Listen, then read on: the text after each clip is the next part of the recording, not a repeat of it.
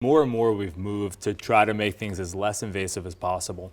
There's still some patients with really large tumors, patients who have really significant neurologic symptoms who still require traditional surgical approaches. But patients with smaller tumors, those with multiple tumors in difficult to treat areas, those are really ideal candidates for Gamma Knife. And this does seem more like a minimally invasive procedure. What are the benefits? Yeah, I mean, that is the benefit. I think you saw with Andrea's piece, this is something where patients are back to work the next day. There's almost no downtime. They don't have to stop medications that they're on or interrupt what other treatments they might need. And that's a big shift from where we used to be.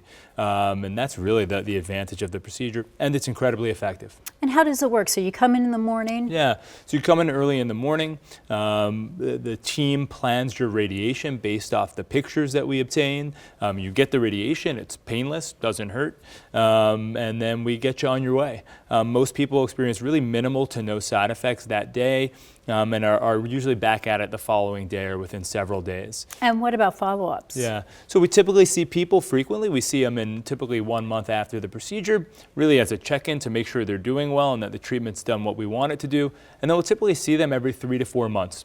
Follow them up, make sure that nothing's changing, because this is a procedure that, if need be, can be repeated.